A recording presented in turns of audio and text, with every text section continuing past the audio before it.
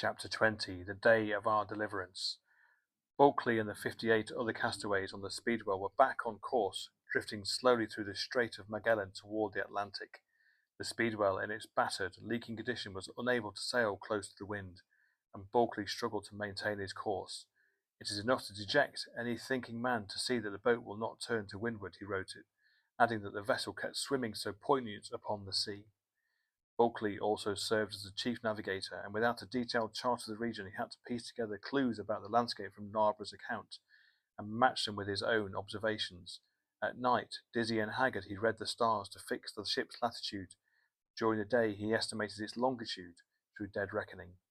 He then compared these coordinates with those cited by Narborough, another piece of the puzzle. A typical entry in his journal read, "At 8 saw 2 ledges of rocks running 2 leagues out from a point of land which makes like an old castle." As he and his men progressed through the strait, sometimes sailing, sometimes rowing, they floated past dusty wooded hills and blue glaciers, the Andes looming in the distance with their immortal caps of snow. As Charles Darwin later wrote, it was a coastline that made a landsman dream for a week about shipwrecks, peril, and death. The castaways rowed past a cliff where they spotted 2 indigenous men with white feathered caps lying on their bellies and peering down at them before disappearing. They went past Cape Forward, the southernmost point of the continental mainland, where the 2 arms of the strait, one extending inward from the Pacific and the other reaching back from the Atlantic, conjoined. At this junction the passageway twisted sharply to the northeast. After following this trajectory for more than 20 miles, Bulkley and his men came upon Port Famine, the site of another exercise in imperial hubris. In 1584 the Spanish, determined to control access to the strait, had attempted to set up a colony here, with some 300 settlers, including soldiers, Franciscan priests, women, and children. But during the freezing winter they began to run out of food. By the time another expedition visited, nearly 3 years later, most of the colonists had, as one witness wrote, died like dogs in their houses, and the whole village was tainted with the smell and the savour of the dead. When Bulkley and his party passed the ruins of Port Famine on December 7th, 1741, they had been gone from Wager Island for nearly 2 months. Without more food and fresh water, they too would soon perish. 2 days later, they spied a herd of guanacos along the woodland bank. Bulkley, with the eye of a predator, described the animal, a wild cousin of the llama, as being as large as any English deer, with a long neck, his head, mouth, and ears resembling a sheep. The creature, he added, has very long, slender legs and is cloven-footed like a deer with a short, bushy tail of reddish colour. Though he noted that these animals were exceedingly nimble, on an exquisite, quick sight, very shy and difficult to be shot, he tried to bring the Speedwell close enough to the coast for some of the men to wade ashore with guns. But the williwaws, blowing down from the mountains, forced him to bear away. The herd flitted off, the men drifted on. As Narborough had described, the channel began to constrict. Bulkley realized that they had entered what was known as the First Narrow. At its widest the strait extended 20 miles, but here it tapered to just 2. Navigating the narrowest point in the passageways was treacherous. The tide rose and fell some 40 feet, and there were often countervailing winds and 8-knot currents.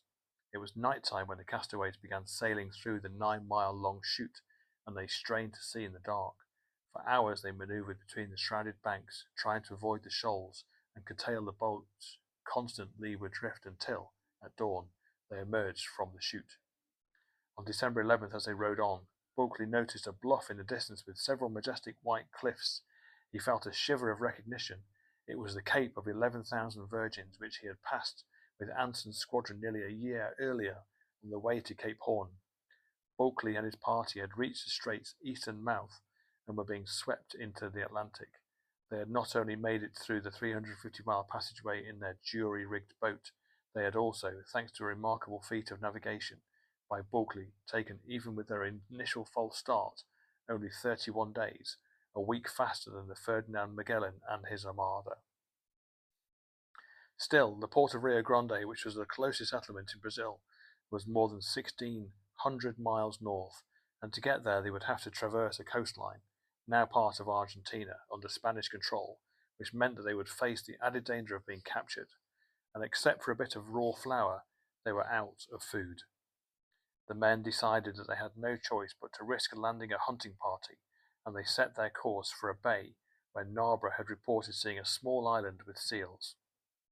On December 16, they sailed into the bay known as Port Desire. Bulkeley observed on the shore a peaked-up rock, much like a tower, looking as though it was a work of art set up for a landmark. Seeing no sign of Spanish inhabitants, he guided his party deeper into the harbour. Soon they found the small island. Lounging upon it, as if unmoved from Narborough's day, were numerous seals.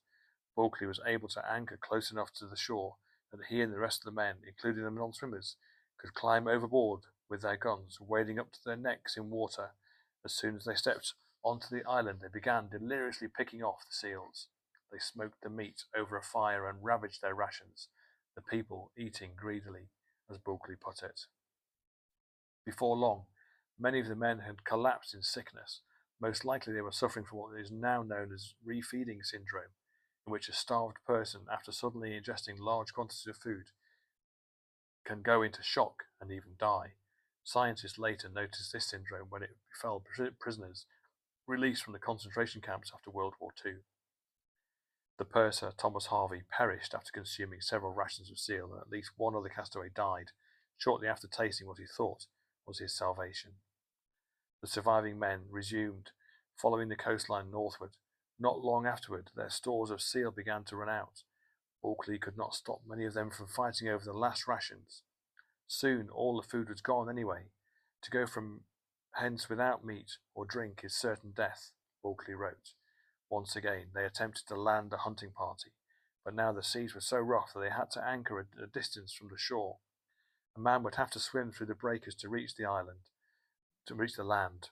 Most of the castaways, unable to swim and paralysed with exhaustion, did not budge. Bulkeley, a non-swimmer as well, was required to helm the ship, but the boatswain, King the carpenter, Cummins, and another man, propelled by courage or desperation, or perhaps both, leapt into the water. Galvanized by the sight, 11 others, including John Duck, the free black seaman, and midshipman Isaac Morris, followed. One marine grew tired and began to flail. Morris tried to reach him, but the marine drowned within 20 feet of the beach. The other swimmers tumbled onto the sand, and Bulkeley tossed overboard 4 empty casks, which the surf carried ashore. They were to be filled with fresh water. Bulkeley had lashed to these casks several guns, and some of the men took them and began to hunt. They discovered a horse branded with the letters AR. The Spanish must be near. The castaways, who were increasingly anxious, shot the horse and a few seals, butchered them, then grilled the meat. Cummins, King, and 4 others swam back to the boat, bringing some food and fresh water. But a squall drove the Speedwell out to sea, and 8 men, including Duck and Morris, were left stranded on land. We still see the people ashore, but can't get them off, Bulkeley wrote. That night, as the boat banged in the waves, part of the rudder broke off, making it even harder to maneuver. Bulkeley discussed with Baines, Cummins, and the others what they should do. They summed up their decision in another signed document, dated from on board the Speedwell, on the coast of South America in the latitude 37.25 south, longitude from the meridian of London 6500 west, this 14th day of January. It stated that after the rudder broke, they expected every minute the vessel would founder, and it was every man's opinion that we must put to sea or perish. They placed some guns and ammunition, as well as a letter explaining their decision, in a barrel and then tossed it overboard, letting the waves wash it ashore. They waited until Duck, Morris, and the 6 others had received it. When the men read the letter, they fell to their knees and watched as the Speedwell sailed away. Was God seeing the things they did out here? Bulkeley still sought solace from Christian's pattern, but a passage in it warned, "Hadst thou a clear conscience that could not fear death, it were better to avoid sin than to flee death. Yet it was a sin to want to live." The broken rudder made the boat wander, as if it were following its own cryptic path. Within days the men were out of food and virtually all their water. Few stirred, Bulkeley had noted. There are not above 15 of us healthy, if people may be called healthy that are scarce, able to crawl. I am reckoned at present one of the strongest men in the boat, yet can hardly stand on my legs 10 minutes together.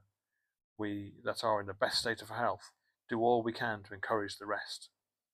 Lieutenant Baines, who was ill, wrote of our poor fellows dying daily. looking with their ghastly countenances at me to assist them, which is not in my power. On January 23rd, Master Thomas Clark, who had so devotedly protected his young son, died, and the following day his son died too. 2 weeks later, the cook, Thomas McLean, the oldest man on the voyage, who had endured hurricanes and scurvy and shipwreck, took his last breath. He was 82. Bulkeley still jotted scratchily in his journal as if he was writing with his future in mind, and he had to believe that somehow his journal would one day make it back to land, but his mind was fading. Once he thought he saw butterflies snowing from the sky. On January 28, 1742, the boat was blown toward the shore, and Bulkeley perceived a tableau of strange shapes. Was it another mirage? He looked again. The shapes, he was sure, were wooden structures, houses, and they were situated on the edge of a major river. It had to be the port of Rio Grande on the southern border of Brazil. Bulkeley called to the other crew members, and those who were still conscious grabbed the ropes and tried to work what remained of the sails. After the castaways had spent 3.5 months traversing nearly 3,000 miles, they had reached the safety of Brazil. As the Speedwell drifted into the port, a crowd of townspeople gathered. They gaped at the battered, waterlogged vessel with its sun-bleached, shredded sails. Then they saw the almost unrecognizable human forms strewn about the deck and piled on top of one another in the hold, half-naked figures with protruding bones, their skin peeled off from the sun, as if they had emerged from a scalding fire. Manes of salted hair fell out about their chins and down their backs. Bulkeley had written in his journal, "I believe no mortals have experienced more difficulties and miseries than we have." Many of them could not move, but Bulkeley staggered to his feet when he explained that they were the remnants of the crew of the HMS Wager, which had sunk 8 months earlier off the coast of Chile. The onlookers were even more astounded. They were surprised that 30 souls, the number of people now living, could be stowed in so small a vessel, Bulkeley wrote, but that she could contain the number which had first embarked with us was to them amazing and beyond all belief. The governor of the town came to meet them, and after learning of their harrowing experiences, he crossed himself and called their arrival a miracle. He promised them everything his country had to offer. The sick were carted to a hospital, where the carpenter's mate, William Oram, who had helped build the Speedwell and completed the entire Odyssey, soon died. The party, which had set out from the Wager Island with 81 men, had dwindled to 29. To Bulkeley, the fact that a single one of them had survived was proof of God, and he believed that any person who could still doubt this truth justly deserves the wrath of an incensed deity. In his journal, he noted that the occasion of their arrival in Brazil should be known as the day of our deliverance, and ought to be remembered accordingly. He and some of the men were provided a warm, comfortable house in which to recuperate, and brought plates with fresh bread and grilled slabs of beef. "We think ourselves very happily fixed," Bulkeley wrote. People from across Brazil began to travel to pay tribute to them, this band of seafarers commanded by a gunner who had pulled off one of the longest castaway voyages. The Speedwell was hauled on land and became an object of pilgrimage, this wonder, as Bulkeley put it, that our people are continually flocking to see. Bulkeley learned that the War of Jenkins' ear had dragged on, and he sent off a letter to a British naval officer in Rio de Janeiro to inform him of his group's arrival, and he mentioned one thing, that Captain Cheap had, at his own request, tarried behind.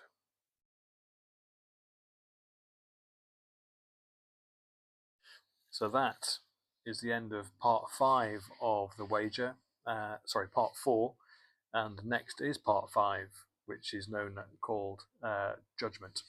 So we are, I think there's 6 parts to this book, so most of the way through now, and I will come back to you and read part 5 from my next travels, wherever they may be. Enjoy the rest of your day.